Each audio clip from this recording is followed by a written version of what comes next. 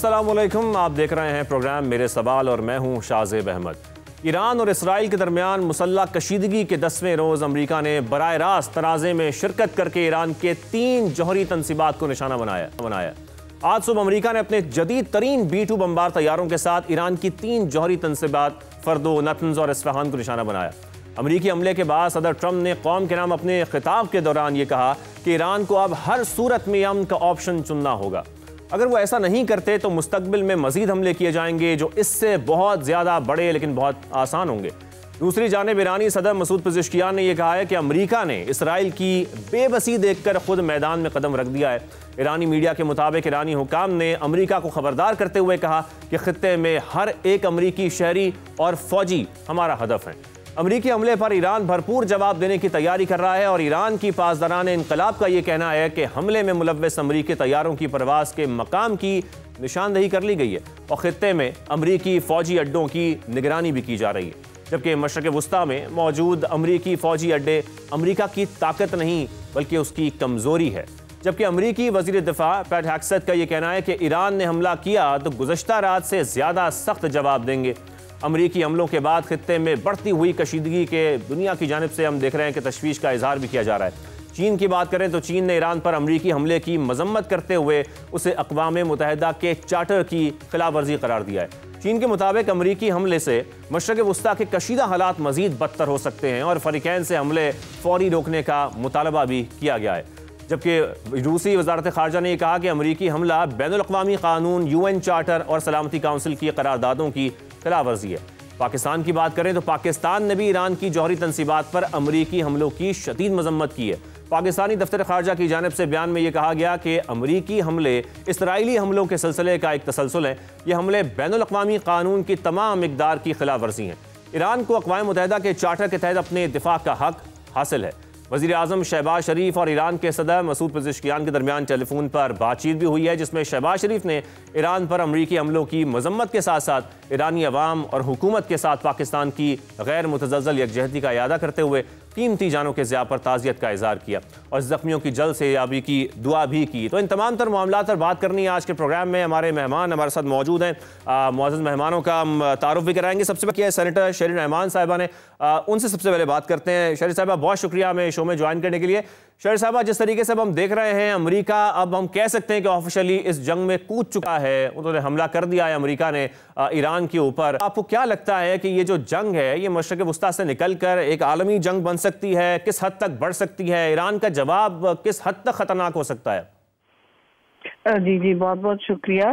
देखिए, तज्ज़ियाकार तो हर किस्म की बात कर रहे हैं कि ये जंग जो है इसका फैलाव जाहिर है एकदम से बहुत आगे चला गया है, क्योंकि एक तरफ अमेरिका ने 2 हफ्ते की बात की थी कि हम रोकेंगे और फिर 2 दिन में उन्होंने इस तरह का हमला टारगेटेड 3 न्यूक्लियर साइट्स पे किया है। आपने सारा पस मंजर दे दिया है तो मैं रिपीट नहीं करूंगी, लेकिन हर घंटे मैं समझती हूँ कोई ना कोई अब नई डेवलपमेंट हो रही है। कुछ अमन की तरफ लोग ख्वाह हैं, ज़्यादातर लोग अब पूरी दुनिया में सब ये लिटरली कह रहे हैं कि इसको नंबर 1 डीएस्केलेट होना चाहिए फौरी तौर पर, और दूसरी बात ये कि ये एक बहुत ही ख़तरनाक सिचुएशन है और इसका फैलाव अगर ज़्यादा बढ़ गया तो फिर रोकना मुश्किल हो जाएगा और आपके सामने हर किस्म के बहुत ही ख़तरनाक सिनारियोज हैं। ज़ाहिर है वर्ल्ड वॉर 3 की बात बार बार हो रही है, क्योंकि सब इसमें फरीक बनते जा रहे हैं। अब आपने देखा कि पाकिस्तान का किरदार बहुत इसमें सही वक्त पर कॉन्डेमनेशन भी आई और यूनाइटेड नेशंस में अपनी जगह इस्तेमाल करते हुए सिक्योरिटी काउंसिल की भी चीन और रूस के साथ उन्होंने मीटिंग बुलाई है। तो हर तरफ मैं समझती हूँ डिप्लोमेसी को जगह देनी चाहिए, वक्त देना चाहिए और इस तरह के एक्शंस जो हर चार्टर के बिल्कुल की धज्जियां उड़ाते हैं उनको अवॉइड करना चाहिए, क्योंकि इजराइल ने इस लेवल तक बात बढ़ा दी है कि अब ईरान ने भी जवाब में कहा है कि भाई हमने तो अपने वहां से हटा दिए थे जो भी स्टॉक पाइल्स थे और हम तो ताबे थे इंटरनेशनल एटॉमिक एनर्जी जो इंस्पेक्टर्स थे उनके भी, और एनपीटी के। तो अब जो इस पूरे डेवलपमेंट से, इस हमले से एक बहुत बड़ा मेरी नज़र में जो हुआ है चेंज, वो ये आया है, दुनिया में सोचेंगे अब ममालिक कि हम कवायद और ज़वाबित और यूनाइटेड नेशंस के चार्टर के अंदर इंटरनेशनल नॉन प्रोलिफरेशन ट्रीटी है जिसमें ईरान था, हम इन चीज़ों के अंदर रहें, या हम अपनी ताकत को मजबूत करें और न्यूक्लियर वेपन्स में इन्वेस्ट करें।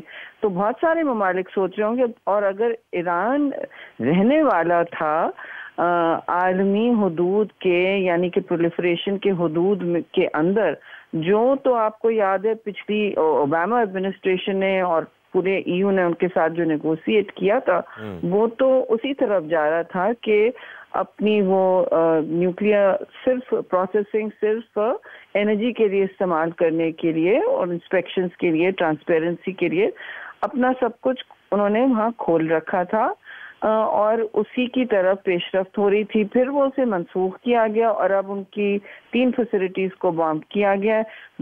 बुशेयर जो है वो आपने पॉइंटेडली ये इन्होंने छोड़ा है, जहाँ रशियन साइंटिस्ट मेरी हम सब की इत्तला में है, मतलब कोई हम तस्दीक नहीं कर सकते, ऑन द ग्राउंड तो कोई नहीं है। और फेक न्यूज़ का भी बाजार हिंदुस्तान ने इस वक्त गर्म किया हुआ है कि जी पाकिस्तान के साइट्स इस्तेमाल हुए, रास्ते इस्तेमाल हुए हैं, और ये वो जबकि अमेरिकन डिफेंस डिपार्टमेंट ने खुद रिलीज किया है कि इंडियन एयर स्पेस यूज़ की गई है ईरान की बॉम्बिंग में। तो मैं समझती हूँ हमारे इक़दामात बर वक्त भी हैं, और इस बढ़ते हुए चढ़ते हुए तनाज़े में हमने पीछे नहीं हटे। लेकिन देखिए, 2 चीज़ें मैं ज़रूर कहूँगी। एक तो हमारा न्यूक्लियर डिटरेंट है, वो किसी के लिए नहीं सिवाय हमारे अपने मुल्क के लिए, ये क्लियर बात कर दी गई है। लेकिन पाकिस्तान की सियासी, जियोपॉलिटिकल और डिप्लोमेटिक इस वक्त जो वजन है, और वो काफ़ी है, जाहिर है जो भी लीडरशिप है वो फौरी तौर पर। लेकिन शरीफ साहिबा, यहाँ पर पाकिस्तान का किरदार क्या होना चाहिए? क्योंकि इस जंग के, अगर ये जंग फैलती है इस खत्ते में और इससे ज्यादा, तो उसके क्या असरात पाकिस्तान पर होते हैं? क्योंकि अगर हम अपना हुर्मुज़ की भी बात करें, वो बंद होती है तो पाकिस्तान के उसके ऊपर उसके भी इम्पैक्ट बहुत ज्यादा होगा। और दूसरी जानब हम ये भी देख रहे हैं कि जो वजीर खारजा ईरान के, वो रूस रवाना हुए हैं। रूस ऑलरेडी हमने देखा कि यूक्रेन के साथ भी उनकी एक जंग चल रही है, उसमें नेटो मेंबर्स भी हों, वो भी उनका सामना भी है। तो क्या लगता है आपको कि फिर ये मामला रूस किस तरफ ले जा सकता है और फिर ये जंग किस हद तक फैल सकती है? देखिए, मैं तज्जियाकारी तो नहीं करूंगी, लेकिन मैं ये जरूर कहूंगी कि अगर ईरान वहां गया है और वो जाहिर इमदाद के लिए उन्होंने हाथ बढ़ाया है और उन्होंने ना नहीं कहा, नहीं तो वो वहां पहुंचते नहीं, तो जाहिर है अब ये मामला बढ़ेगा और इस कशीदगी से किसी को फायदा नहीं होना है। इजराइल ने जो कदम उठाया, और मैं पाकिस्तान की बात ही कर रही थी जी, कि पाकिस्तान की इस वक्त सिफारतकारी बिल्कुल सही सतह पे जा रही है कि जी हम अपना पूरा डिप्लोमेटिक और जियोपॉलिटिकल वजन जो है वो इस वक्त विक्टिम की तरफ देंगे, क्योंकि ये अटैक है, ये बिल्कुल सारे इंटरनेशनल ह्यूमैनिटेरियन और दूसरे कवानीन के बिल्कुल बरक्स है और उनको नजरअंदाज कर रहे हैं। तो ये तो बात पाकिस्तान ने वाज़ेह तौर पर कही है, और हर तरफ आपने देखा वो OIC में फॉरेन मिनिस्टर मौजूद हैं, वहाँ पे भी वो मुलाकातें कर रहे हैं और अश्योरेंसेस दे रहे हैं। उन्होंने ईरान के भी अपने हम आई थिंक मनसब से मुलाकात की है, अफगानिस्तान से भी, और फिर प्राइम मिनिस्टर की भी बात हुई है ईरान के प्रेसिडेंट से। तो ये अहम पेशरफ्त है, और ज़ाहिर है स्ट्रेट ऑफ हॉर्मुज़ सबके लिए, एक पूरे खित्ते के लिए, और इससे मैं समझती हूँ ज़्यादा के लिए एक बहुत बड़ा बहरानी कैफियत हो सकती है। देखिए, क्योंकि सारे गल्फ ममालिक जो हैं वो वहीं से 20% से ज़्यादा खाम तेल जो है वहाँ से गुजरता है। LNG जो है कतर उसके बंद होने की सूरत में काफी कई ममालिक के लिए उसका नुकसान पहुंच सकता है। शरीमान साहब बहुत शुक्रिया, हमारे साथ मौजूद थी। अभी हम बात कर लेते हैं डॉक्टर जफर नवाज जसपाल साहब हमें ज्वाइन कर चुके हैं, बैनुल-अक़वामी उमूर के वो भी माहिर हैं, उनको शामिल गुफ्तगू करते हैं। पहले डॉक्टर जफर साहब बहुत शुक्रिया हमें शो में ज्वाइन करने के लिए। डॉक्टर साहब, बात ऑलरेडी यही हो रही है और जिस तरीके से हमने देखा कि अमेरिका एक हमला कर चुका है, बाकायदा तौर पर इस जंग में कूद चुका है, ये जंग किस तरफ फैल सकती है। फिर हम पासदाराने इंकलाब का ये बयान भी देख रहे हैं कि अब वो हमले का जिस तरीके से सोच रहे हैं कि दुश्मन ने सोचा भी नहीं होगा इस तरीके का हमला किया जाएगा, हर फौजी को, हर शहरी को अमरीकी हमले का निशाना बनाया जाएगा। तो ये जंग अब किस तरफ जा रही है, आप किस तरफ जाते हुए देख रहे हैं? देखिए, पहले तो हमें फैक्ट्स को दुरुस्त करना चाहिए। अमेरिका इस जंग का हिस्सा पहले दिन से था जिस दिन इसराइल ने स्ट्राइक्स की। उस दिन से अमेरिकन फोर्सेस इन्वॉल्व है और इनके इंटरसेप्टर्स ईरानियन जो मिसाइल वो दाग रहे हैं इसराइल पे, उनको इंटरसेप्ट कर रहे थे। आप कह सकते हैं उस वक्त तक वो डिफेंस कर रहे थे इसराइल का, अब उन्होंने ऑफेंस करना शुरू हो गए, क्योंकि जहां उनको मालूम हुआ कि इसराइल इस काबिल नहीं है कि वो ईरान के ये तीनों ऑब्जेक्टिव अचीव कर सके, कि उनकी न्यूक्लियर फैसिलिटीज तबाह कर सके, उनका रजीम चेंज कर सके और उसको अनकंडीशनल सरेंडर की तरफ ले जा सके। अब अमेरिका इसमें कूद पड़ा है, मगर अमेरिका ने भी जो फैसिलिटीज़ पे स्ट्राइक्स की हैं, उन स्ट्राइक से हमें यह नज़र तो ज़रूर आ रहा है कि कुछ 3 फैसिलिटीज़ को डैमेज हुई हैं, मगर वो भी एक कंक्रीट डैमेज नज़र आ रही है। कि ईरानियंस कह रहे हैं उन्होंने अपना जो यूरेनियम था या जो भी उनका इंफ्रास्ट्रक्चर या जो सेंसिटिव चीज़ें थी वो पहले वहाँ से उन्होंने मूव कर लिया था। रहेगी बात दूसरी तरफ के ईरानी रजीम को स्ट्रेंथ मिल रही है, विद इन दी एक नेशनलिज्म जाग रहा है, क्योंकि अब मैं देख रहा हूँ कि ईरान के अंदर जो अपोजिंग या लिबरलिस्ट फोर्सेस सो कॉल थी वो भी इनको सपोर्ट कर रहे हैं। इसी तरह तीसरी चीज़ है कि ईरानियंस का रिजॉल्व इंडिकेट कर रहा है कि वो सरेंडर नहीं करेंगे। एक बड़ा इंटरेस्टिंग पॉइंट है कि इसमें क्या कभी एयरफोर्स से कभी किसी गवर्नमेंट को चेंज किया गया? यहाँ मिजर स्ट्राइक से आप पनिश कर सकते हैं, ईरान को वो डैमेज कर सकते हैं, वहाँ बाकी कोई चेंज नहीं आएगी, तो हतफ जो उनका है वो अचीव नहीं होगा। दूसरा, आपने कहा कि जंग किस तरफ फैलती जा रही है। मेरा ख्याल है कि ईरानियंस बड़े इंटेलिजेंट है, वो स्ट्राइक का फोकस जो विजिबल स्ट्राइक का है वो इसराइल पे रखेंगे और बाकी जो इनके अलाइज हैं उनको भी हिट नहीं करेंगे, क्योंकि उनको कई फ्रंट खोलने की ज़रूरत नहीं है। मगर अमेरिकन भी जो उनके रीच में टारगेट्स हैं, सेंट्रल कमांड है, उनके 3 एयरक्राफ्ट कैरियर्स हैं या बाकी जो उनके एसेट्स हैं या बेसिस हैं, मुझे नहीं लगता कि ईरानियंस उनको हिट करेंगे, ताकि अमेरिकन को वो बिल्कुल ये वजूहत या आप एक एग्जाम्पल वो क्या कहते हैं नहीं देंगे कोई इस तरह का कि जिसकी वजह बुनियाद पे अमेरिकन उन पर हमला कर सकें, तो मजीद कर सकें। तो लिहाजा ये प्रोलॉन्ग वॉर होगी और इसमें जो इस खिता सबसे ज़्यादा सफ़र करेगा। और मेरा ख्याल है कि ईरान तो पहले ही सफ़र कर रहा है, सैंक्शंस भी हैं, बाकी उस पर स्ट्राइक्स भी हो रही हैं, इसमें इसराइल को भी बहुत ज़्यादा प्राइस पे करनी पड़ेगी। जफर साहब, जिस तरीके से हम देख रहे हैं कि चीन और रशिया सिफारती तौर पर तो ईरान की हिमायत कर रहा है, लेकिन कोई फौजी मदद भी उनकी जानिब से की जा सकती है, ऐसा कुछ हो सकता है?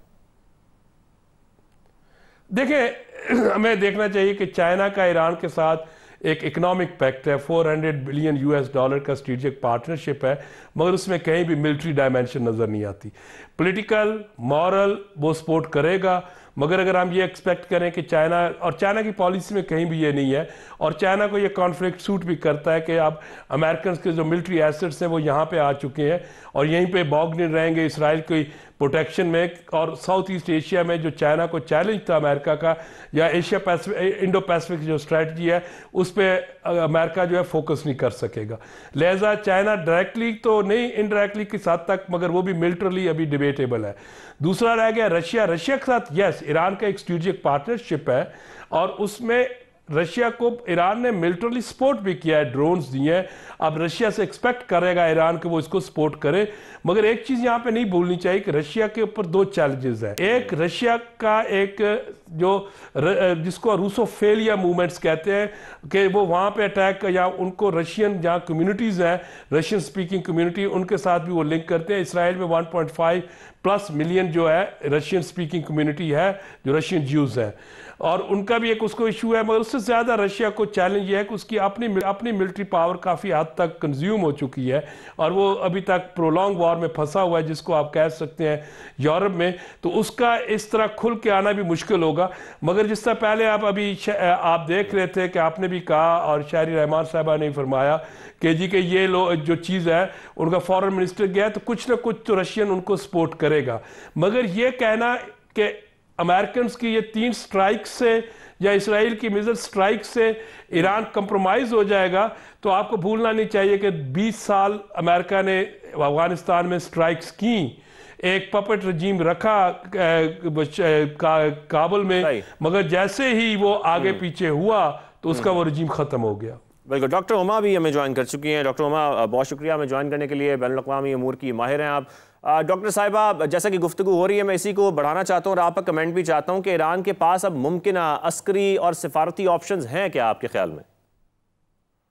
देखिए, ईरान ने बाय स्ट्रैटेजी बहुत अरसे एक प्रॉक्सी नेटवर्क बिल्ड करके जंग को, डायरेक्ट जंग को या वॉर को अपनी दहलीज से दूर रखा था। बाय स्ट्रैटेजी इजराइल ने उन प्रॉक्सीज को गजा की आड़ लेके तबाह किया, बिलखुसूस हिजबुल्लाह को और फिर हमास को भी। और अगर हम इस वक्त सूरत हाल देखें तो हमें तकरीबन वही स्ट्रैटेजी नजर आती है कि दोनों प्रॉक्सीज को ख़त्म करने में इन्फिल्ट्रेटर्स का बहुत बड़ा किरदार था। अपेरेंटली इस वक्त ईरान में भी इन्फिल्ट्रेटर्स इजराइल के मौजूद हैं, क्योंकि रोज़ आपको खबर आती है कि किसी को फांसी दी गई वगैरह वगैरह। और अब इजराइल एम्बोल्डन है और वो इस चांस को अपने हाथ से निकलने नहीं देना चाहता कि ईरान को वंस एंड फॉर ऑल वो इम्पोर्टेंट कर दे इस पूरी सूरत हाल में।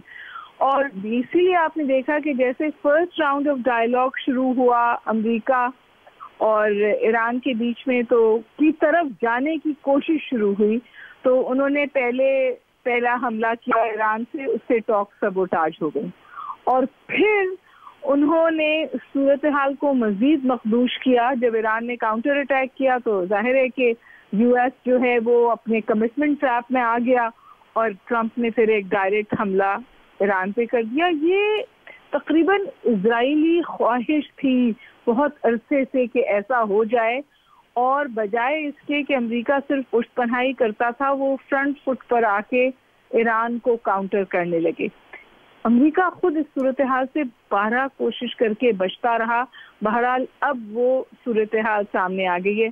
जो ऑप्शंस की आपने बात की, पहली ऑप्शन तो आपने देखी कि उन्होंने काउंटर अटैक, अमेरिकन अटैक का भी इजराइल में किया, बिकॉज उन्हें पता है कि जब वो इजराइल को अटैक करता है तो उसकी तकलीफ अमेरिका को होती है। तो पहली मेरे ख्याल ये स्ट्रैटेजी वो कंटिन्यू करेंगे कि जिस हद तक भी वो करेंगे कि वो इजराइल को हिट तवातुर के साथ करते रहें। और यहाँ पर भी हमने देखा है कि उन्होंने अब इस बात की तरफ इशारा किया है कि जो वो मिसाइल्स अब तक यूज करते थे उससे ज्यादा पोटेंट मिसाइल्स उनके पास हैं। और फिर मेरे ख्याल है as a last resort Iran जो है वो जंग को सी लेन्स पे ले जा सकता है। ठीक है, ठीक है। अब डॉक्टर जफर, अगर हम ट्रम्प की बात करें, वो क्या सोच रहे थे, और अगर वो ये बात कर रहे थे कि इसराइल ये जंग जीत रहा है तो फिर उनको इस तरीके से हमला करने की आपके ख्याल में ज़रूरत थी, और फिर वो क्या खेलना चाह रहे हैं, किस किस्म का खेल खेलना चाह रहे हैं? आपको लगता है कि वो कोई ऐसा जुआ खेलना चाह रहे हैं कि यहाँ पर अगर उनको कामयाबी मिल गई और ईरान ने इसके बाद अमेरिका पे कोई हमला ना किया तो उनकी पोजीशन इससे बेहतर हो सकती है और एक बड़े लीडर के तौर पे वो सामने आ सकते हैं, डिप्लोमेसी करवा सकते हैं और फिर वो अपनी उसमें तारीफ भी कर सकते हैं? और दूसरी जानिब अगर ऐसा नहीं हुआ और ईरान ने हमला कर दिया अमेरिका पर, तो फिर वो फंस भी सकते हैं, क्योंकि उनकी हम देख रहे हैं कि जो कांग्रेसमैन हैं वो भी इसको अनकॉन्स्टिट्यूशनल एक्ट करार दे रहे हैं ट्रम्प के इस हमले को। देखिए, ट्रम्प की जो हम ट्रांजैक्शनल पॉलिसीज़ को स्टडी करते हैं, मुझे समझ नहीं आती कि एक तरफ ट्रम्प नेगोशिएशंस में गए और उसके साथ कोर्स भी कर रहे थे। 5 राउंड्स ऑफ टॉक्स हो गए और 6 राउंड ऑफ टॉक्स में जहाँ पे खुद वो कह रहे थे कि 0 पे जाए और ईरानियंस कह रहे थे कि हम पीसफुल और एक एग्रीमेंट होने को जा रहा था। उसमें इसराइल ने अगर स्ट्राइक किया तो क्या उसने ट्रम्प को बाईपास किया? नहीं, टेसिट अप्रूवल था, मगर शायद ट्रम्प देख रहे थे कि प्रेशर बिल्डिंग टैक्टिक्स होगा और मैं अचीव कर लूँगा कि ईरान जो है वो 0 यील्ड पे न्यूक्लियर फ्यूल साइकिल को ले जाएगा, मतलब सिविलियन न्यूक्लियर फ्यूल की जो और यूरेनियम का हर चीज़ ख़त्म प्रोडक्शन कर देगा। ईरान उस पर भी फ्लेक्सिबिलिटी शो कर रहा था, मगर एक हद तक। दूसरी तरफ जिस वक्त स्ट्राइक हुआ तो उनकी नज़र में था कि इसराइल अपने हदफ अचीव कर लेगा, मगर जिस वक्त ईरान ने रिटर्न स्ट्राइक्स की तो उसके अंदर आप देखें इसराइल का एक हफ्ते के अंदर आयरन डोम एग्जॉस्ट हो चुका है। उसमें अब उसको दोबारा आना, उसको मटेरियल चाहिए, मिलिट्री स्ट्रक्चर चाहिए, और उसमें ट्रंप ने देखा कि ये तो नहीं कर रहा था मैं ये डाल के इनको प्रेशराइज कर सकूं, मगर ये ट्रंप की भी जो एक चाइल्डिश अप्रोच है वो उसको शायद ईरानियंस को ये तो समझ आई कि कासमी को जब उसने हिट किया 2020 में तो उसका जो नेटवर्क था जिसने कॉपरेट किया था अगेंस्ट दाइश और अलकायदा वो तो इसके यूज़ हुआ, मगर ट्रंप की भी ये मिसकैलकुलेशन है और इसमें उसकी जो खित्ते में एक कशीदगी है, क्योंकि ट्रंप का ऑब्जेक्टिव है कि इसराइल और थ्रू इसराइल हेजेमनी इस्टेब्लिश करना। और अगर आप देखें कि प्रीवियस ट्रंप एडमिनिस्ट्रेशन में भी ट्रंप ने उस वक्त भी ईरान की जो डील ख़त्म की थी, उसने कहा कि ये न्यूक्लियर को तो कंट्रोल करती है, उसके बैलिस्टिक मिसाइल्स को नहीं कर रही, और उसका इन्फ्लुएंस इन द रीजन में तो उसका एक्सिस ऑफ रेजिस्टेंस के डिस्ट्रक्शन के बाद इन्फ्लुएंस कंप्रोमाइज हो गया, मगर रजीम वहीं का वहीं है। और उसके बाद दूसरी तरफ मिसाइल्स भी थे, और अब इसने जब स्ट्राइक की है तो देखना यह है कि स्ट्राइक से क्या वो अचीव करता है। तो मेरा ख्याल है कि ये इस वक्त ट्रंप जो है ड्रैग इन हुआ है इसराइल को बचाने के लिए, वरना अगर आप देखें ना कल तक उसकी स्टेटमेंट थी कि वो फर्दर 2 वीक्स डेलिब्रेट करेगा, कंटेम्पलेट करेगा, और उसमें वो शायद अपनी कांग्रेस को कन्विंस करता अटैक करने के लिए। यहाँ पे अब उसने अटैक किया एग्जेक्टिव पावर यूज करके, मगर ये अटैक अब देखें, अब वॉर वो नहीं कर सकता, उसको कांग्रेस में जाना पड़ेगा। अभी शामिल करते हैं एक ब्रेक, हाजिर होंगे और इन्हीं मामलात को आगे बढ़ाएंगे। Welcome back. डॉक्टर कमर चीमा साहब हमें ज्वाइन कर चुके हैं। चीमा साहब बहुत शुक्रिया हमें ज्वाइन करने के लिए। डॉक्टर कमर साहब, सबसे पहले तो मैं आपसे ये जानना चाहता हूँ कि जिस तरीके से अभी अमेरिका ने हमला किया है उसमें जो एडवांस टेक्नोलॉजी इस्तेमाल हुई है, टॉम हैंक मिसाइल्स हों या B-2 बॉम्बर हो, ये कितनी एडवांस टेक्नोलॉजी है, ज़रा इस पर सबसे पहले रोशनी डालें। और किसी सूरत भी ईरान इसको इंटरसेप्ट या रोक तो नहीं सकता था? उनके पास कोई ऐसी टेक्नोलॉजी है आपके ख्याल में?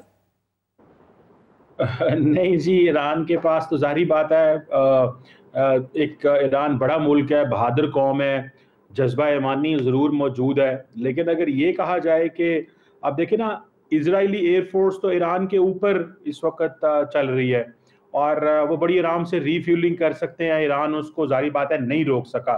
तो जाहिर बात है इजराइल की ईरान की जो है वो टेक्नोलॉजी के हवाले से लिमिटेशंस हैं, और ये लिमिटेशंस रहेंगी, पहले भी थी, अभी भी हैं।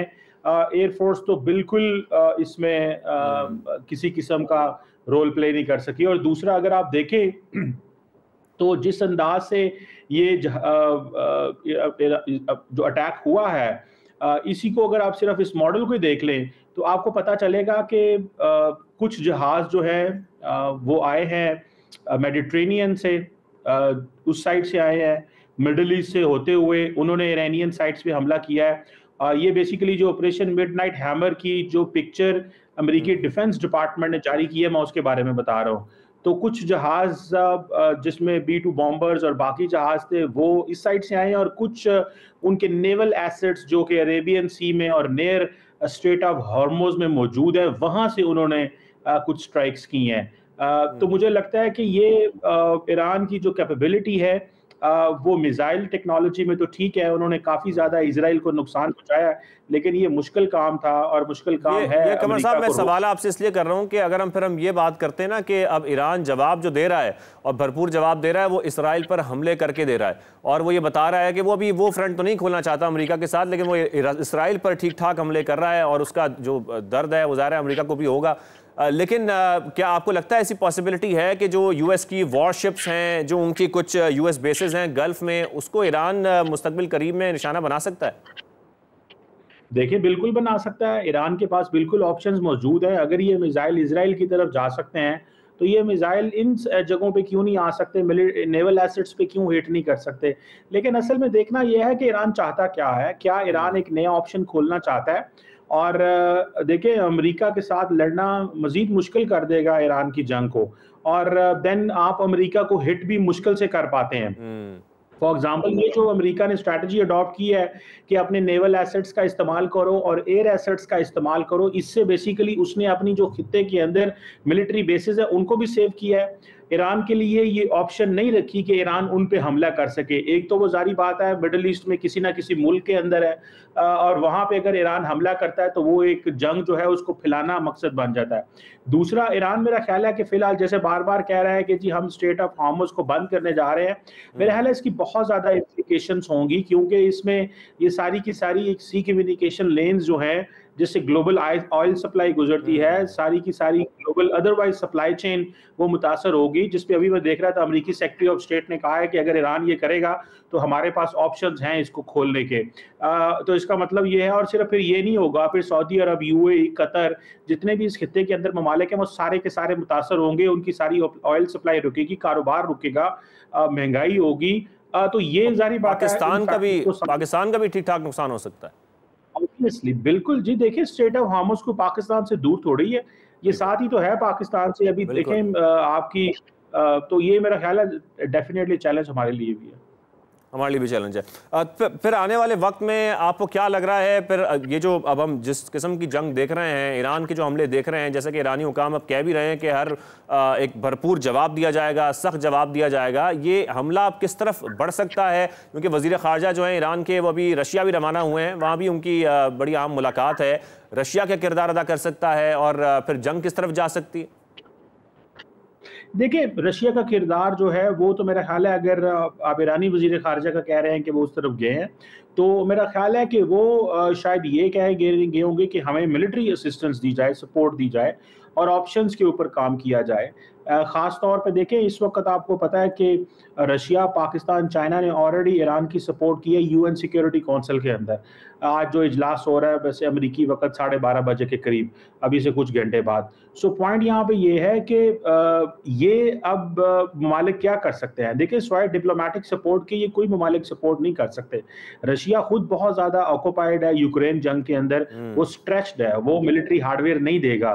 क्या चाइना मिलिट्री हार्डवेयर देगा? ये एक बहुत बड़ी, जिसे वो कहते हैं ना, रिडल है। इसको कौन खरीदा जा सकता है? चाइना से नहीं खरीदा जा सकता।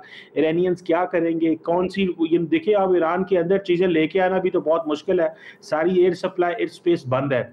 या तो हो कि ईरान की एयर जो फोर्स है वो इतनी तगड़ी होती कि वो अपनी जो सप्लाई चेन है उसको सेव कर सकती, तो फिर तो एक और चीज थी। तो अब कौन इस ईरान को ये एसेट्स, मिलिट्री हार्डवेयर देगा? सो ईरान मेरा ख्याल है कि कोशिश करना चाह रहा है कि रशिया जो, उससे कुछ ऐसी मिलिट्री हार्डवेयर लिया जाए, क्योंकि रशिया और आपको पता है ईरान का बहुत सारा कोऑपरेशन मिडिल ईस्ट के अंदर भी था, पर्टिकुलरली सीरिया के अंदर, जहां पे रशियन बेस वगैरह भी थी, जो कि मौजूदा जब अपरेटस वहां पे आया तो वो खत्म हो गई। सो डिफरेंट ऑप्शंस के ऊपर काम होगा, लेकिन at the end of the day ये जंग जो है वो ईरानियंस ने खुद ही लड़नी है, बिकॉज सिचुएशन ऐसी बन चुकी। बिल्कुल, ये कॉन्फ्लिक्ट का एंड नहीं है, एंड तो बिल्कुल भी नहीं लग रहा। यही लग रहा है कि ये कॉन्फ्लिक्ट जो है वो मजीद डेडली फेज में दाखिल हो सकता है। डॉक्टर कमर चीमा साहब हमारे साथ मौजूद हैं। अब यहाँ पर एक ब्रेक देते हैं, ब्रेक के बाद दोबारा हाजिर होते हैं, इस गुफ्तगू को आगे बढ़ाते हैं। Welcome back. डॉक्टर कमर चीमा साहब हमारे साथ मौजूद है। डॉक्टर साहब, कुछ खबरें ये भी सामने आई हैं, कुछ रिपोर्ट्स ये सामने आई हैं, मैं चाहता हूँ कि आप इस पर भी कमेंट करें कि अमेरिका ने पेशगी इतला दी थी ईरान को कि हम ये हमला करने जा रहे हैं, ये 3 जो जौहरी तनसीबात हैं इसके ऊपर, और ईरान जो तनसीबात हैं इनको क्लियर भी कर चुका था। इस हवाले से आप कुछ कमेंट करना चाहेंगे कि इसके पीछे वजूहात क्या हो सकती हैं, अगर वाकई ऐसा हुआ है कि अमेरिका एस्केलेशन नहीं चाहता था? देखिए, इसको थोड़ा सा इस अंदाज से समझा जाए कि अमेरिका और ईरान के दरमियान जो डायरेक्ट राब्ते हैं, जो अमेरिकी स्पेशल एलची हैं स्टीव विटकॉफ, डोनाल्ड ट्रंप के, उनके दरमियान और ईरान के फॉरेन मिनिस्टर जो के बारे में उनके राब्ते रहे हैं इस जंग में जब से इजराइल ने हमला किया है, पहली बात। दूसरी बात, ये कहा जाए कि Americans might have communicated, possibility मौजूद है, ठीक है, क्योंकि जिस अंदाज से अमेरिकी B-2 बॉम्बर्स आए और वो जहाज आए, चले गए, फिर उन्होंने जो कुछ किया, मिलिट्री स्ट्राइक्स की, वो चले गए, तो ये एक मैसेज है कि वो देना चाह रहे हैं कि हमने ऑपरेशन कंक्लूड कर लिया, ठीक है जी। तीसरी अहम बात इसमें समझने वाली है कि कहा यह जा रहा है कि अमेरिका ने जो एनरिचमेंट इंफ्रास्ट्रक्चर है इन न्यूक्लियर साइट्स पे, एनरिचमेंट इंफ्रास्ट्रक्चर, उसको तो टारगेट किया है, लेकिन जो स्टॉक पाइल थी, जो उनके पास स्टॉक पाइल थी, उस पे हमला नहीं किया, क्योंकि उसका फिर आगे उसकी भी देखें एक पूरी की पूरी साइंस है। अगर वो स्टॉक पाइल पे हमला करते हैं तो ताबकारी के खदशे हैं, उसकी मसला मसाइल मजीद बन सकते हैं, वो फैल सकती है, कोई उसमें धमाके हो सकते हैं, बहुत सारी और इश्यूज हैं, क्योंकि उसकी वजह यह है कि इजराइल, ईरान जो है उसने हो सकता है स्टॉक पाइल्स को मूव कर लिया हो, इनरिचमेंट इंफ्रास्ट्रक्चर वहीं पे मौजूद हो। यहाँ पे ये भी है कि जिस तरह फोर्डो की जो फैसिलिटी थी वो कहा जा रहा है कि बहुत नीचे जमीन के अंदर है, हालांकि अमेरिका ने स्पेशल वो बॉम्बर्स लेके आए थे, एम्यूनिशन लेके आए थे जो नीचे तक हिट करता है, लेकिन किस हद तक अब ये नुकसान हुआ है ना, तो देखें इंटरनेशनल एटॉमिक एनर्जी एजेंसी है जो इसको वेरीफाई कर सके, और सिचुएशन इस तरह की है कि ईरान भी को बहुत ज्यादा कम्युनिकेशन करना पसंद नहीं करता। उसकी वजह यह है कि हर वक्त आप जब आपके ऊपर एक्टिव हमले हों तो आप कितना को मीडिया को गाइड कर सकते हैं और बता सकते हैं। सो जो ईरान के मीडिया के थ्रू खबरें आती हैं वही पता चलता है। सो पॉसिबिलिटी मौजूद है, राब्ते ज़रूर मौजूद हैं और हो सकता है कि जिस तरह ईरानी फॉरेन मिनिस्टर जो हैं यूरोपियन यूनियन जिनीवा में थे तो उनको कोई सिग्नलिंग दे दी गई हो, या स्टीव विटकॉफ स्टिल राब्ते में हों, तो ये पॉसिबिलिटीज़ को इग्नोर नहीं किया जा सकता। इग्नोर नहीं किया जा सकता। अच्छा, फिर अगर हम यहाँ पर ईरान की, अब क्योंकि हम जवाब की बात भी कर रहे हैं और हम ये भी देख रहे हैं कि इसराइल पर ईरान ने ऑलरेडी हमले शुरू भी कर दिए हैं, अब ये हमले किस हद तक बढ़ सकते हैं? जब ईरान ये बात कर रहा है कि बड़ा सख्त जवाब देंगे, दुश्मन याद रखेगा, हाइपरसोनिक मिसाइल्स ईरान के पास अभी वो मौजूद हैं जो अब तक उन्होंने इस्तेमाल नहीं किए, यानी कि ईरान के पास अभी काफ़ी ऑप्शंस हैं जो ईरान इस्तेमाल कर सकता है अभी आने वाले वक्त में इसराइल के ऊपर। तो इसराइल का तो बहुत नुकसान होने वाला है, इसका मतलब है। देखिए शाहजेब साहब, बात यह है कि ये देखना यह है कि ईरान जो है वो क्या ऑप्शंस एक्सरसाइज करता है। क्या वो सिर्फ इजराइल को ही टारगेट रखता है या वो अमेरिकी साइड पे भी जाने की कोशिश करता है, उसके नेवल एसेट्स या बाकी एसेट्स पे हमले करने की कोशिश करता है। दूसरा ये है कि ये कहा जा रहा है कि ईरान को कोशिश करनी चाहिए कि वो अमेरिका पे हमला ना करे। अब सवाल ये है कि अगर वो अमेरिका पे हमला नहीं करता और रिस्ट्रेंट का मुजाहरा करता है तो फिर ईरान इररिलेवेंट हो जाएगा, क्योंकि सो फार तो ईरान ने अपना सारे का सारा जो नैरेटिव है वो अमेरिका के बारे में बनाया हुआ है। तो अगर ईरान रिस्ट्रेंट करता है तो फिर इररिलेवेंट हो जाता है, और अगर हमला करता है तो देन उसके कॉन्सिक्वेंसेस होंगे। वो अमेरिकन क्या करते हैं, किस हद तक जाते हैं, वो फिर एक सेकंड जो सवाल जो है वो मौजूद है। लेकिन हाँ, इस चीज़ पे तो देखिए आज रात बड़ी इंपॉर्टेंट है, वो इसलिए कि ईरान जो है वो इजराइल पे बड़े हमले कर सकता है। देखें, ईरान को एट एनी कॉस्ट जो भी वो कहते हैं ना उसके टूल किट के अंदर एसेट्स पड़े हुए हैं, मिलिट्री एसेट्स हैं, उनका इस्तेमाल करना चाहिए। उसकी वजह यह है कि जब तक ईरान की डेटरेंस रिस्टोर नहीं होती, ईरान ये पैगाम इजराइल और अमेरिका को नहीं देता कि मैं आपका बहुत ज़्यादा नुकसान कर दिया है, कर रहा हूँ और आपको इससे ज़्यादा नुकसान होगा, तब तक ये जंग नहीं रुकने वाली। सो ईरान को एक बड़े पैमाने पे बड़े हमले करने पड़ेंगे ताकि ये इंप्रेशन, वो जिसे कहते हैं ना शॉक एंड ऑ, होना चाहिए इजराइल के अंदर, ताकि ये जंग रुक सके। अदरवाइज तो देखें, अभी तो डिप्लोमेसी को भी मौका नहीं मिला। अभी जिस तरह ईरान के फॉरेन मिनिस्टर आज कह रहे थे कि हम यूरोपियन यूनियन के साथ डायलॉग कर रहे थे और अमेरिका ने हमला किया, उससे पहले हम अमेरिका से डायलॉग कर रहे थे तो इजराइल ने हमला कर दिया।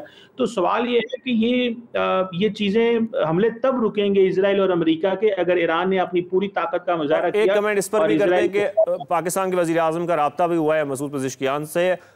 पाकिस्तान का किरदार इस वक्त कितना अहम है और आने वाले वक्त में क्या हो सकता है? पाकिस्तान बड़ा अहम स्टेक होल्डर है इन सब चीज़ों में।